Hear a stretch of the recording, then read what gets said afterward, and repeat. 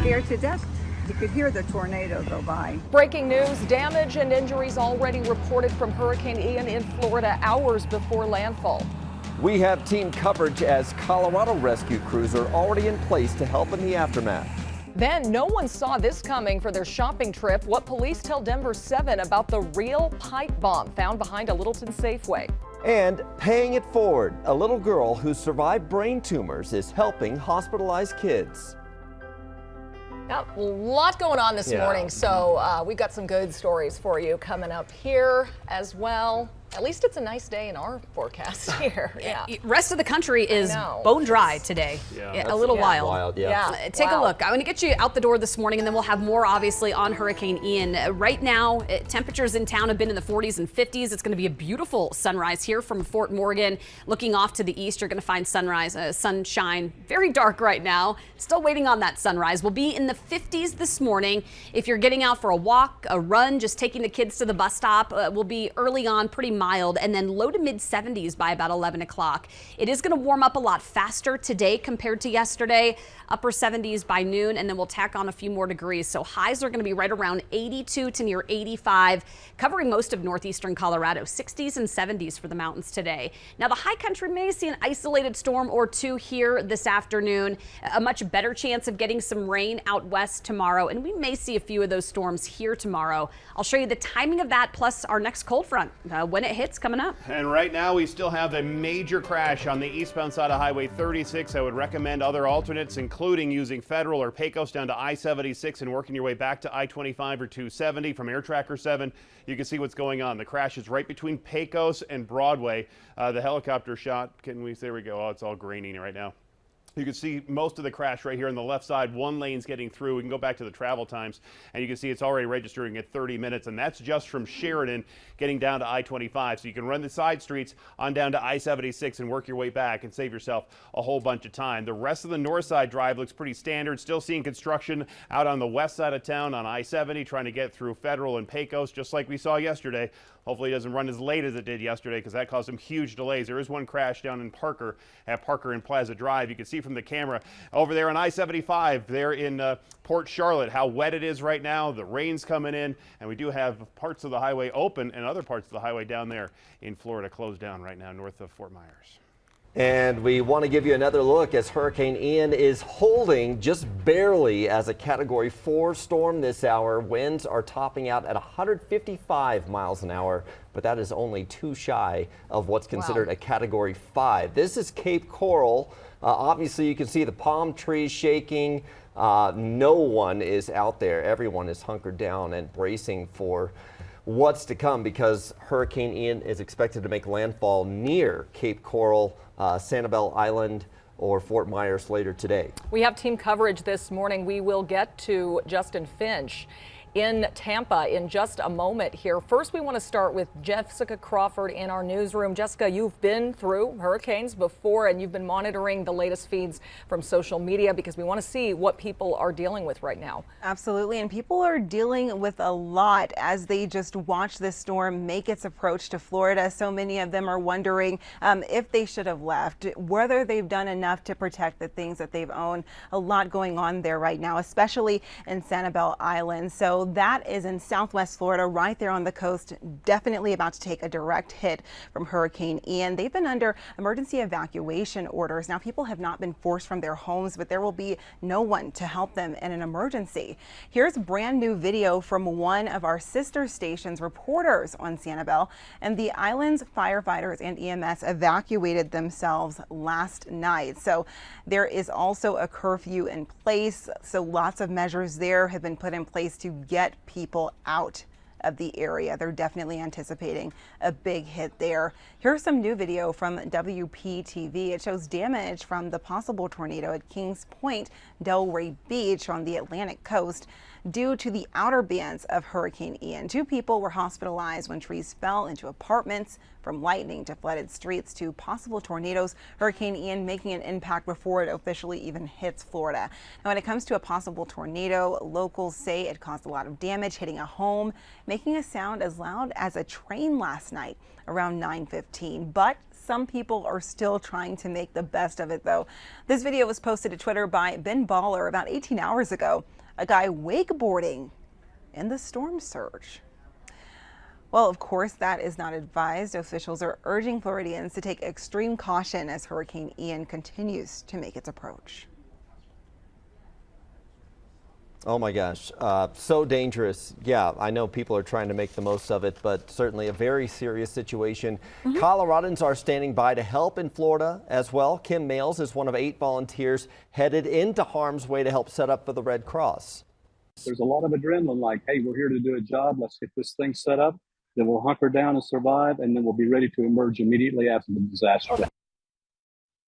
If you would like to help, you can make a donation at redcross.org. Well, ABC's Justin Finch continues our team coverage from Tampa this morning. We see the trees blowing there behind you, Justin. You are at least in a safe place for these reports, but everywhere along the coast is in danger right now with these winds and heavy rains. Brian, Nicole, good morning. You're right. There's so much risk all over Florida, really now under a hurricane and tropical storm watch for much of the state.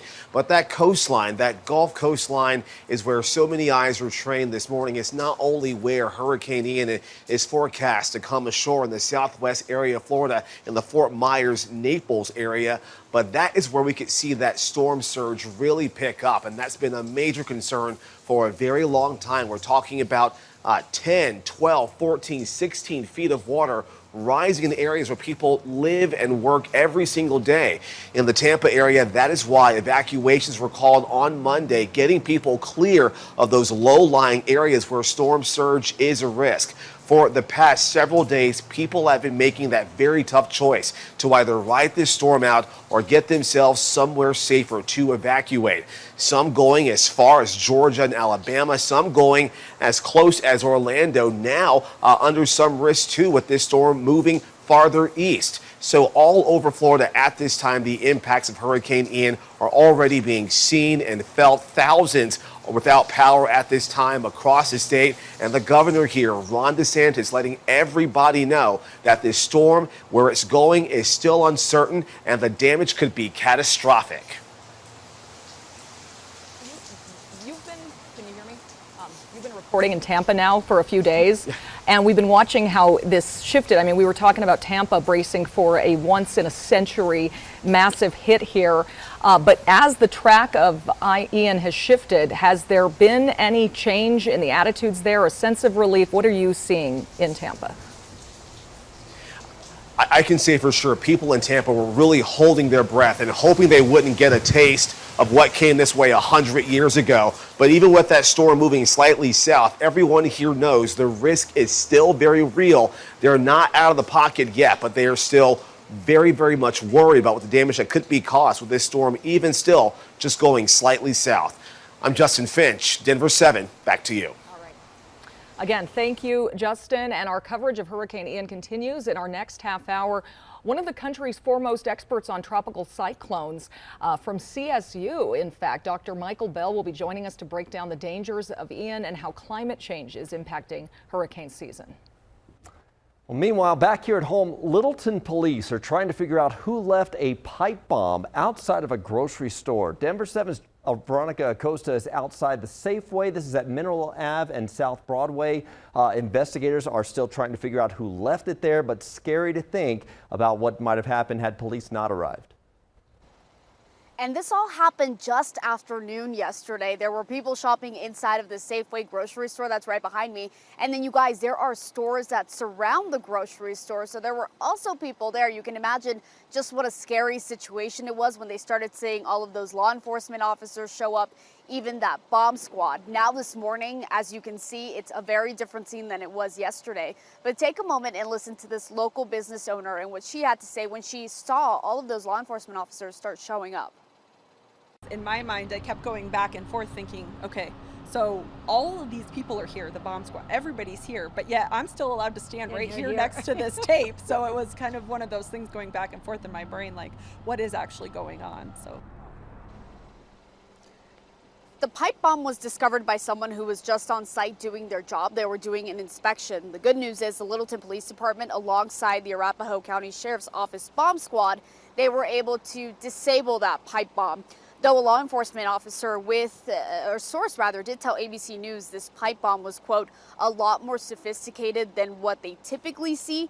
Because the bomb squad was able to disable that pipe bomb, we know that Littleton's crime lab, they were going to take it and then use it for their active investigation. They are asking anybody out there with any information on who might have built this and then dropped it off here behind the Safeway to shoot them an email over at policetips@littletongov.org. In Littleton, I'm Veronica Acosta, Denver 7. Yeah, hopefully they can track that person down. Thank you, Veronica. So certainly a lot of tough news, a lot of anxiety out there this morning. We want to bring you some good news. Yes, the Broncos had a day off from practice yesterday, and they spent it in a very positive way, helping patients at the Children's Hospital. Bradley Chubb and his teammates met with cancer patients at UC Health University of Colorado Hospital. They took photos and signed autographs. Gave out plenty of footballs and jerseys there. And Russell Wilson and his teammates visited kids at Children's Hospital Colorado.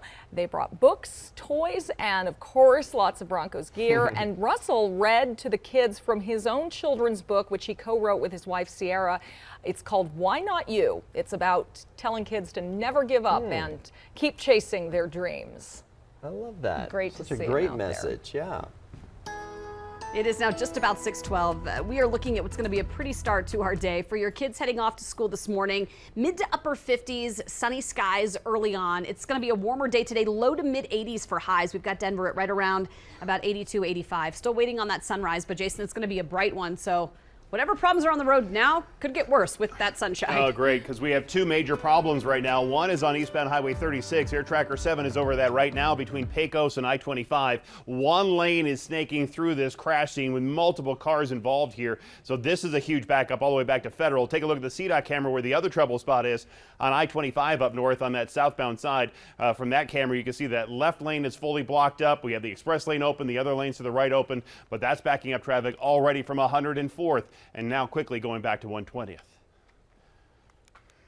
Well, coming up, everybody, my friend Danny here, she's been dealing with brain tumors for over 6 years, but we can all help her mission by donating lots and lots of toys to other kids who have to spend way too much time in the hospital. And we have some good news for the kid in all of us, the kid at heart. You have not aged out of Happy Meals yet. No, I just need a little bigger burger. But the special deal McDonald's is bringing out just for the grown-ups.